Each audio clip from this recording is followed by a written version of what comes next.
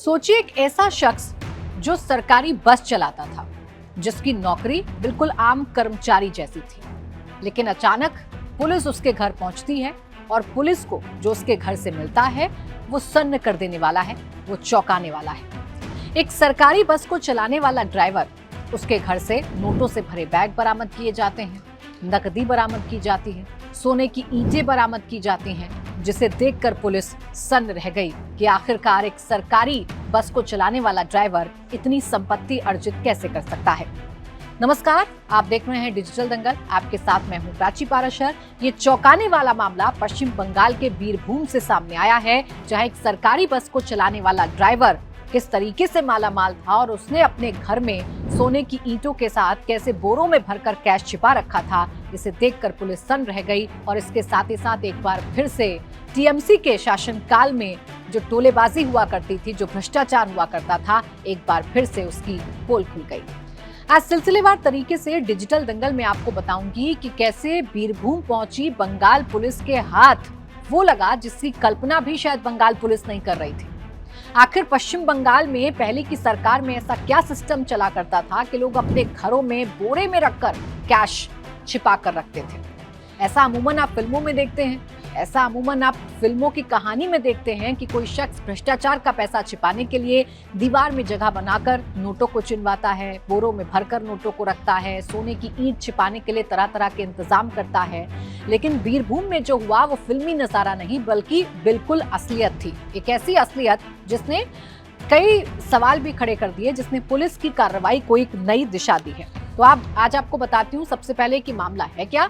ये मामला पश्चिम बंगाल के बीरभूम जिले का है। यहाँ पुलिस ने एक बड़ी छापेमारी की। एक ऐसे व्यक्ति के घर में रेड की जो कभी सरकारी बस ड्राइवर था।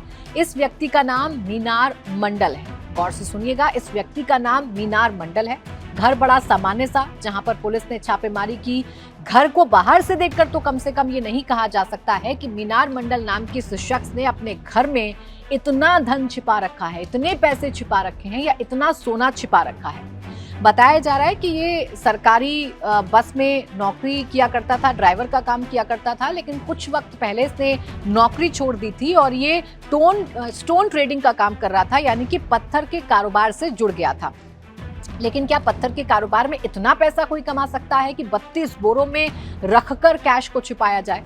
और उसकी क्या कागजात या उस पैसे के बारे में क्या कोई जानकारी मीनार मंडल ने पुलिस को मुहैया कराई? तो इसका जवाब है नहीं। पुलिस अब मनी ट्रेल के पीछे घूम रही है और ये पता लगाने की कोशिश कर रही है कि मीनार मंडल के घर में ये पैसा आखिरकार आया कहां से।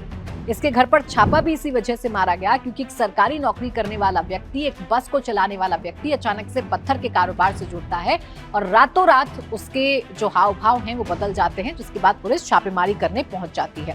अब आगे बढ़ूं, पुलिस की कार्रवाई के बारे में आपको बताऊं उससे पहले आपके लिए जान लेना जरूरी है कि रेड में घर से क्या क्या मिला है। गौर से सुनिएगा, आप भी चौंक जाएंगे। आपको भी शायद मेरी बातों पर यकीन नहीं होगा, लेकिन जो कुछ भी मैं आपको बता रही हूँ ये बिल्कुल सच है। पुलिस ने अपनी कार्रवाई में सब कुछ बरामद किया है। एक घर से सब कुछ बरामद किया गया है। घर से क्या बरामद हुआ है? लगभग 15 किलोग्राम सोना बरामद किया गया है, जिसमें 14 सोने की ईंटें हैं। हर एक करीब 1 किलो की मिली है, यानी कि 14 सोने की ईंट और हर एक ईंट का जो वजन है वो 1 किलो का है। और 100 ग्राम के 10 गोल्ड बिस्किट भी इसमें बताए जा रहे हैं, यानी कि 100 ग्राम के 10 गोल्ड जो बिस्किट हैं वो भी मीनार मंडल के घर से मिले हैं। इनकी कीमत कितनी है? 21.5 करोड़ रुपए, यानी कि तकरीबन 21.5 करोड़ रुपए की ये जो ईंटें हैं या जो सोना है वो मीनार मंडल के घर से बरामद किया गया है। लेकिन सिर्फ कहानी सोने तक खत्म नहीं होती है। सिर्फ ऐसा नहीं है कि सोना ही शख्स ने दबाकर रखा था या छिपा कर रखा था, कैश भी इसके घर में था। इसके बाद जैसे ही पुलिस को सोना हाथ लगा, पुलिस ने इस घर के तमाम कमरों को छानना शुरू किया, हर एक कमरे की तलाशी लेनी शुरू की। तो वहां से कई बैग और ट्रंक मिले, कई बैग और ट्रंक यानी कि कई बोरे मिले। और उन बोरों को जब पुलिस ने खोला तो पुलिस की आंखें फटी की फटी रह गई, क्योंकि नोटों की संख्या इतनी ज्यादा थी कि पुलिस को मशीनें बुलानी पड़ी गिनती करने के लिए, और मशीनें भी गिनते गिनते खराब हो गई। इतना कैश मीनार मंडल के घर में था। एक मंजिला घर में इतना सब कुछ मीनार मंडल ने छिपा कर रखा था। अभी तक की जो जानकारी आई है उसके मुताबिक 20 करोड़ की नकदी बताई जा रही है, लेकिन जब बाद में इसमें सोना भी जोड़ा गया और नकदी को जोड़ा गया तो जानकारी ये आई कि तकरीबन 28.5 करोड़ रुपए से ज्यादा की जो रकम है वो मीनार मंडल के घर से बरामद की गई है। अब आप कहेंगे कि मीनार मंडल, जो कि कहने को एक सरकारी बस का कर्मचारी था, बाद में पत्थर के कारोबार से जुड़ गया, उसके घर से इतना कैश बरामद हुआ, इसके राजनीतिक मायने क्या हैं, उसके घर से इतना कैश मिला कैसे?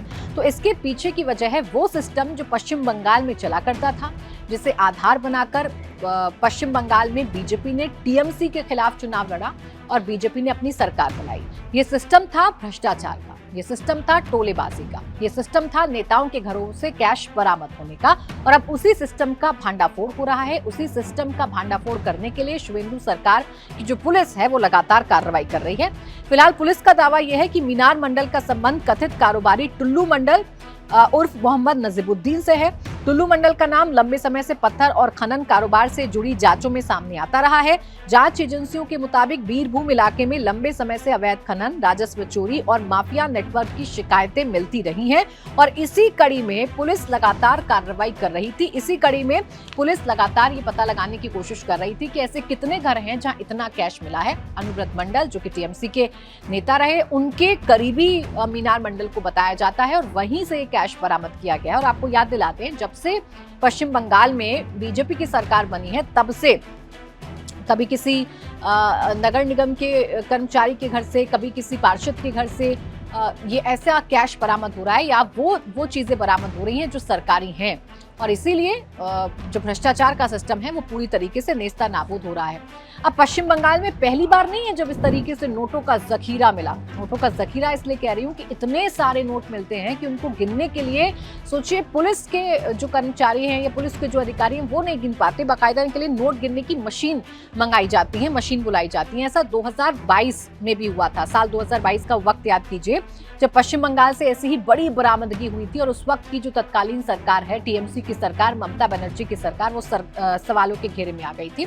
तब स्कूल भर्ती घोटाले की जांच के दौरान पूर्व मंत्री पार्थ चैटर्जी की करीबी अर्पिता मुखर्जी के ठिकाने से तकरीबन 50 करोड़ रुपए नकद, सोना और विदेशी मुद्रा बरामद हुई थी। उस वक्त ये काफी चर्चाओं में आया था। पार्थ चैटर्जी की मुश्किलें बढ़ी थी। पार्थ चैटर्जी पर ईडी और सीबीआई ने कार्रवाई करनी शुरू कर दी थी और उस वक्त सब हैरान रह गए थे कि आखिरकार इतना कैश, इतनी नकदी, इतना पैसा किसी के घर से कैसे बरामद हो सकता है, वो भी तब जबकि पार्थ चैटर्जी एक मंत्री के पद पर रह चुके थे और उनके करीबी के घर से 50 करोड़ रुपए नकद और सोना और विदेशी मुद्रा बरामद हुई थी। अब मीनार मंडल के घर से भी ऐसी बरामदगी हुई है। अब इसके तार किस किस राजनीतिक व्यक्ति से जुड़े हुए हैं, कौन संरक्षण दे रहा था, ये पैसा कहां से आया था, ये पैसा किसका था, ये पैसा कहां से लूटा गया था, क्योंकि अपनी गाड़ी कमाई से इतना पैसा इकट्ठा करना तो नामुमकिन है, वो भी तब जब लो प्रोफाइल व्यक्ति हो, जब वो एक सरकारी बस का ड्राइवर हो और कुछ देर पहले ही पत्थर कारोबार से जुड़ा हो। सीधे सीधे भ्रष्टाचार का मसला नजर आ रहा है। पुलिस उसमें कार्रवाई कर रही है और पता लगाने की कोशिश कर रही है कि आखिरकार एक बस ड्राइवर कैसे करोड़पति बन गया। अब आपके जहन में सवाल आएगा कि अब आगे क्या होगा, इतनी कैश बरामदगी के बाद, इतना सोना बरामद होने के बाद आखिरकार क्या होगा। तो देखिए, पुलिस अब ये पता लगाने की कोशिश करेगी कि इतनी बड़ी रकम कहां से आई, क्या इस पैसे पर टैक्स दिया गया था, क्या इसका संबंध अवैध खनन या किसी दूसरे नेटवर्क से है, और क्या इस मामले में और लोगों के नाम भी सामने आएंगे। क्या ये पैसा सिर्फ इकलौते मीनार मंडल का था या ये किसी और का भी था, इसमें कोई और लोग भी थे, क्या कुछ बड़े लोग भी थे जो मीनार मंडल को चेहरा बनाकर अपने पैसे को मीनार मंडल के घर पर इकट्ठा कर रहे थे। सब कुछ फिलहाल पुलिस पता लगाने की कोशिश कर रही है। पैसे और सोने का जो सोर्स है वो लगातार खंगालने की कोशिश की जा रही है और साथ ही साथ उन लोगों से भी पूछताछ की तैयारी है जिनके तार मीनार मंडल से जुड़े हुए हैं। कहानी क्या है, एक सरकारी बस ड्राइवर, फिर पत्थर का कारोबारी और उसके घर से करोड़ों की नकदी और सोना बरामद होता है। ये मामला सिर्फ एक व्यक्ति की संपत्ति का नहीं, ये मामला इससे कहीं ज्यादा बड़ा है। ये मामला भ्रष्टाचार का है, उस तंत्र का है जिस पर लगातार बीजेपी हमला बोलती रही थी। और अब जब से शुवेंदु अधिकारी बंगाल के मुख्यमंत्री बने हैं तब से पश्चिम बंगाल में ये बदलाव भी देखने को मिल रहा है। लगातार छापेमारी हो रही है और जिन लोगों पर छापेमारी होती है वहां से कुछ ना कुछ ऐसा बरामद होता है जो सन्न कर देता है, हैरान कर देता है, परेशान कर देता है। इसी के साथ डिजिटल दंगल में बस इतना ही।